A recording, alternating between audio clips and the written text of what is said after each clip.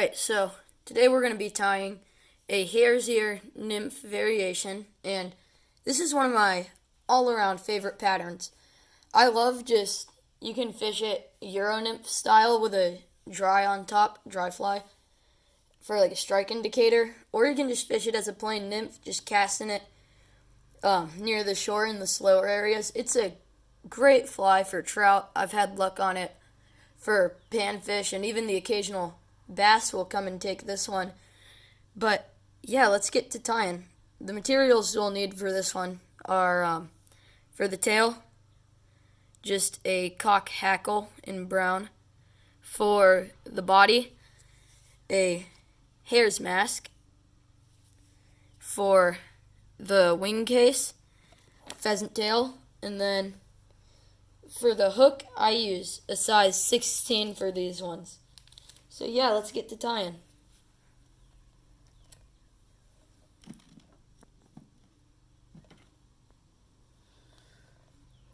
Once you have your hook in the vise, you can start by taking wraps with black thread.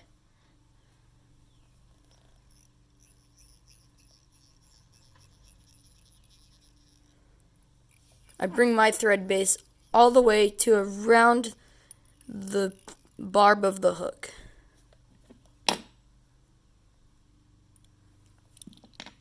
Once you reach this point, you can take your cock hackle, and for tailing with hackles, I pull it like this,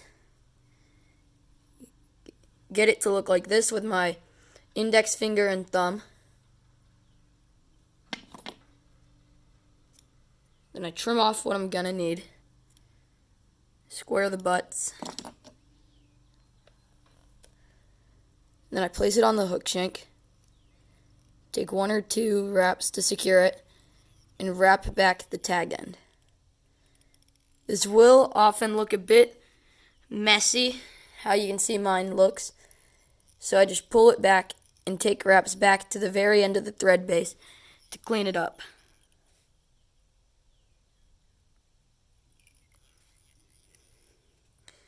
Next, for the ribbing, I tie in a little bit of gold flashabou.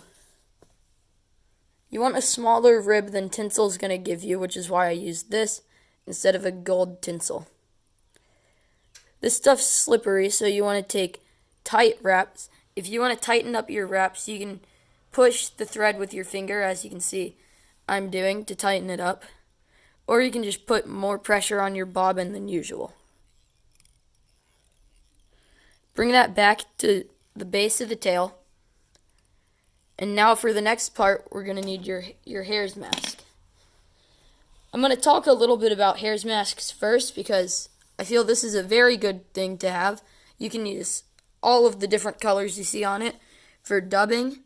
But there's also the whiskers, which I use in place of microfibbits when I'm making mayfly tails because they have a really nice natural upward curve. And then on the back of the mask, there's a lot of underfur you can use for different dubbing. However, for this one, I'm going to be taking my dubbing from right here where you can see there's the nice mixed color. I pluck a good pinch of dubbing and twist it onto the thread. You're going to need a good bit more, and this may take a while. Continue until you have a tight, yet relatively thick dubbing noodle.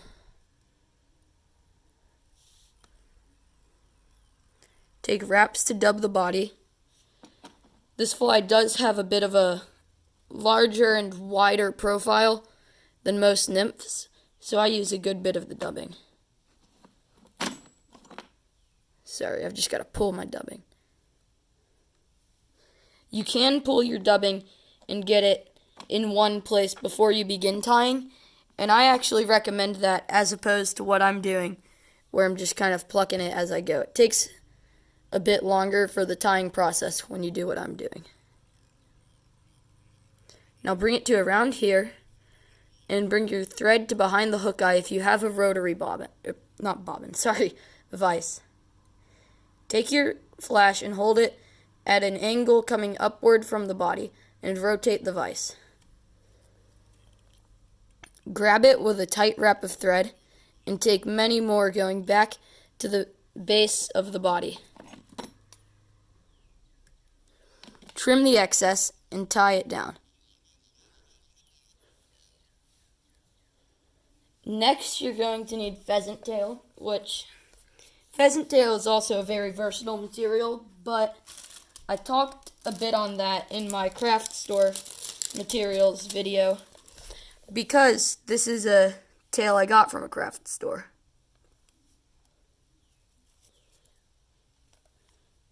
This is to form the wing case of the nymph, so I take a relatively thick portion since it will get thinned down when you tie it in. I trim the butts, and I tie it down. This nymph does sort of look messy, but it gives it a really buggy appearance, and the fish seem to love it. Next, you're going to want more of your hare's ear dubbing, or hare's mask dubbing. And you want the head to be a good bit thicker than the body.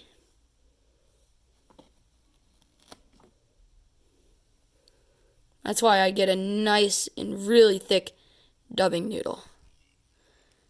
Then you dub it on and put a little bit of a base for a head.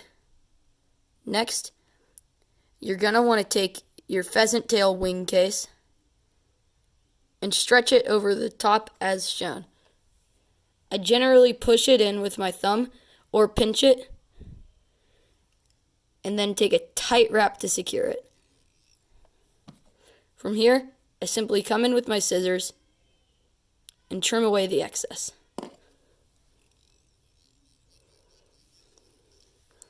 Your fly is almost complete, and the last thing you need to do is a whip finish. Take your whip finish tool, grab the thread. Oh, shoot. Okay, this will occasionally happen where it'll come unwrapped with your pheasant tail wing case, but you can often salvage it as I've just done.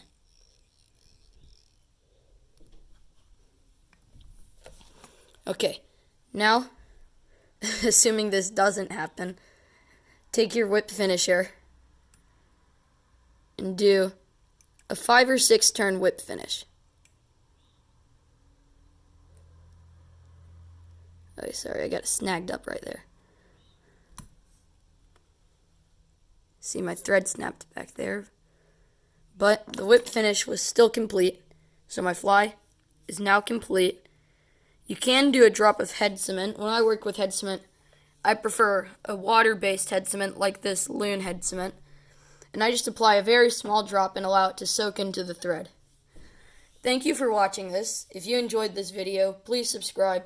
I'd love it if you did. And check out my Instagram at @fliesandfinesse, where I sell some of these flies as well as some finesse worms I make, which I will put out a video on very shortly. I haven't been putting out very many videos lately, but I've had a pretty tight schedule with school and everything. So once summer break comes in, that's May, it's early March right now. So 2 months, 2.5 months exactly, I will start putting out a lot of videos.